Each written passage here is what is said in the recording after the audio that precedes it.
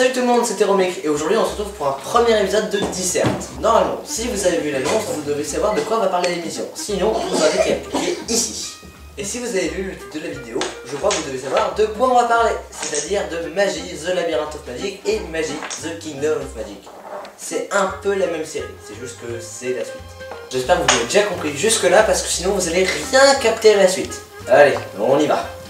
Magie, The Labyrinth of Magic est un manga de Shinobu Otaka qui commence en 2009 dans le magazine Weekly Shonen Sunday et qui sort sous forme de 19 tomes, dont 14 sortis en version française. A1 Pictures, Dieu les garde, en a réalisé une série animée entre 2012 et 2013. The Kingdom of Magic débute en automne 2013 et est actuellement en cours de production. Et c'est de l'anime dont nous allons parler aujourd'hui car je préfère largement au manga papier. Magie est aussi sorti en jeu vidéo, mais n'ayant pas joué personnellement, on n'en parlera pas de peur de dire de la merde. Et sinon, pourquoi tu fais ça devant ton ordi avec des images alors que tu pourrais le faire face caméra? Ouais, t'as raison. Magie, The Labyrinth of Magic est un... Non mais là, c'est plus la peine, hein, tu sais. Ouais, bon, faudrait savoir à la fin. Bon, voilà pour la partie historique, maintenant on passe à la critique. Première chose, l'originalité. Et là on peut dire que Magie frappe super fort avec tout son univers basé sur le Moyen-Orient. Perso, encore jamais vu ça. Pour résumer, c'est l'histoire d'Aladdin, un jeune garçon qui se balade avec une flûte magique servant à invoquer Hugo, un djinn. Un géant bleu. Non, un djinn. Un géant bleu. Non, un djinn. Un géant bleu.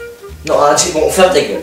Donc je disais, c'est l'histoire d'Aladdin, un jeune garçon qui se balade dans un monde où il y a 14 ans sont sortis de terre des immenses donjons dans lesquels reposent trésors et reliques enchantés.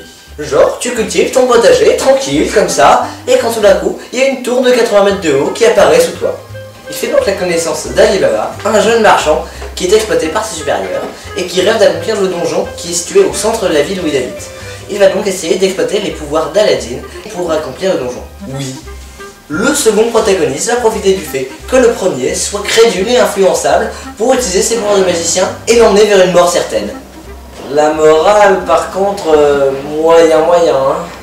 Ils vont donc dans le donjon et font la connaissance plutôt brutale de Morgiana, ce qui nous donne l'équipe lambda. L'équipe lambda se constitue en premier lieu d'un garçon enfantin et pacifiste avec des pouvoirs tout pétés, d'un autre garçon un peu plus mature et avec des pouvoirs un peu moins tout pétés, et d'une fille AB2 qui finira absolument avec l'un des deux autres protagonistes. Donc voilà, je vous ai résumé le début, mais il y a beaucoup trop de choses dans Magie pour tout expliquer. Par la suite, comme dans toutes les séries du même genre, Aladdin va rencontrer de nombreux personnages et vivre de nombreuses aventures. Bien que pas trop, car on a tendance à faire durer les choses et rester souvent au même endroit. Attention, on pourrait penser que c'est un défaut, mais ils font ça super bien et on s'ennuie jamais. Le problème, c'est qu'à la fin, il y a tellement de personnages que, dans la deuxième saison, ils envoient complètement péter tout ça pour refaire un nouveau truc. Même Alibaba et Morgiana disparaissent, tu vois bien qu'il y a eu un reset. Bon, la suite... Ah oui, les génériques. Alors là vraiment, les génériques sont juste superbes. Ça te met direct dans l'ambiance dès le début de l'épisode.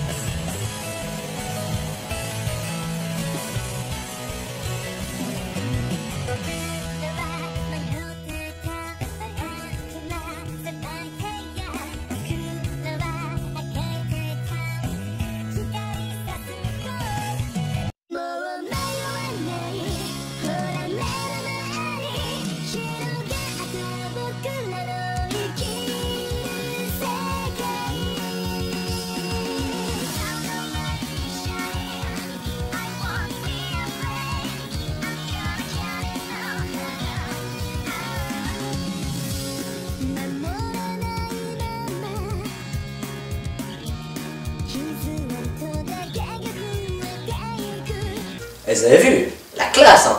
Perso, sont dans mon top 3 des meilleurs génériques d'animé. Ouais, sinon voilà, je vois pas trop de gros défauts, à part le fait qu'il s'égare complètement à la fin. Ah si!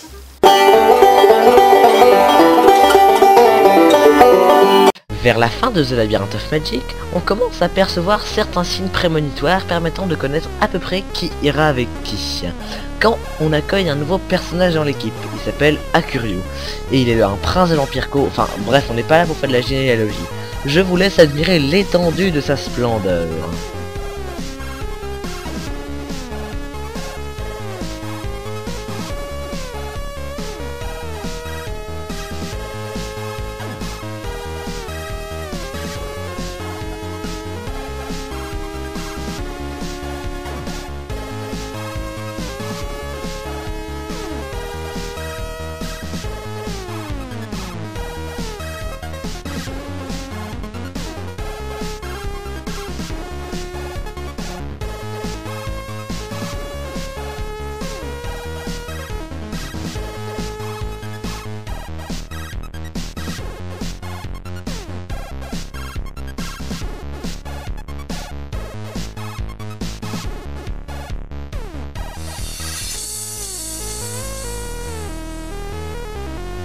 Vous voyez qu'on commence tout de suite à l'aimer. Donc, après avoir digéré très mauvaisement ce personnage, il essaye de se barrer pour faire sortir trop Dark, et ça donne cette scène-là.